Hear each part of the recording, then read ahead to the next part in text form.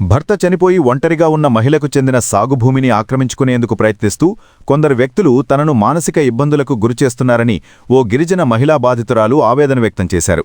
ఈ మేరకు నెల్లూరు జిల్లా రాపూరు తహసీల్దార్కు ఆమె వినతిపత్రం అందజేశారు.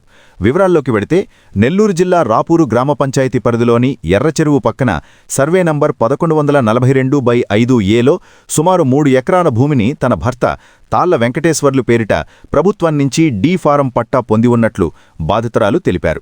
గత 30 ఏళ్లుగా ఆ భూమిని సాగు చేసుకుంటూ జీవనం సాగిస్తున్నామని ఆమె పేర్కొన్నారు. గతంలో తెలుగుగంగ ప్రాజెక్టు నిమిత్తం కొంత భూమిని ప్రభుత్వం సేకరించగా మిగిలిన భూమిని తానే సాగు చేస్తున్నట్లు వివరించారు. 5 సంవత్సరాల క్రితం తన భర్త మరణించారని, అప్పట్నుండి తాను ఒంటరిగా ఆ భూమిపై ఆధారపడి జీవిస్తున్నానని బాధితురాలు తెలిపారు. అయితే ఈ క్రమంలో రాపూరుకు చెందిన కొందరు కలిసి తన పొలంలోకి అక్రమంగా ప్రవేశించి ఇది మాది అంటూ బెదిరింపులకు దిగుతున్నారని ఆమె ఫిర్యాదులో పేర్కొన్నారు. తన భర్త ఉన్నంతకాలం ఎవరూ రాలేదని, ఇప్పుడు తాను ఒంటరిగా ఉన్నానని చూసి దౌర్జన్యంగా తన భూమిని లాక్కునే ప్రయత్నం చేస్తున్నారన్నారు. తనను మానసిక క్షోభకు గురిచేస్తున్న వ్యక్తులపై విచారణ జరిపి తమ భూమికి రక్షణ కల్పించారని బాధితురాలు అధికారులను వేడుకున్నారు.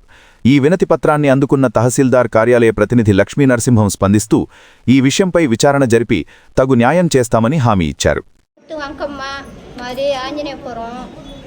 మేము 30 సంవత్సరాల నుంచి ఆ పొలం చేసినాము. ఎంతో చెట్లు పుట్ల ఉన్నాయి. మేమంతా సాగుబడి చేసి అంతా చేసినాము. మా భర్తలు చనిపోయి 9 సంవత్సరాలు అయింది. మా దోలికి ఎవరు రాలేదు. మేము పైరు పండించుకుంటున్నాం, చేసుకుంటున్నాం, అన్నీ పెట్టుకుంటున్నాము. ఇప్పుడు వచ్చి కంపేసి మా చుట్టుపక్కల రైతులు మాట్లాడకుండా ఇప్పుడు వచ్చి మా పొలం మా దగ్గర చుట్టూ కంపేసేసి మమ్మల్ని దౌర్జన్యం చేస్తున్నారు సార్. వాళ్ళు మాకు న్యాయం చేయాలి. ఎవరైనా సరే న్యాయం చేసేటట్టుగా చేయండి సార్. మాకు మేము 30 సంవత్సరాల నుంచి చేస్తున్నాం సాగుబడి. ఎవరూ రాలా. మా భర్తలు ఉన్నంత వరకు ఎవరూ రాలా. ఇప్పుడు మా భర్తలు చనిపోయినాక వచ్చి మాది పొలము అని దౌర్జన్యం చేస్తున్నారు. చుట్టుపక్కల రైతులుండి వాళ్ళదేనని చెప్పినా కానీ వాళ్ళని కూడా నమ్మకుండా మా మీద దౌర్జన్యం చేసి కంపేస్తున్నారు సార్. పేరు గాయత్రి, మా మామయ్య పేరు వెంకటేశ్వర్లు. మాది రాపూరు ఆంజనేయపురం గ్రామం. మా మామయ్యలు 30 సంవత్సరాల నుంచి ఆడ వ్యవసాయం చేసుకుంటా ఉన్నారు. మధ్యలో నాకు తెలిసిన కాడి నుంచి చేసుకుంటా ఉన్నారు సార్.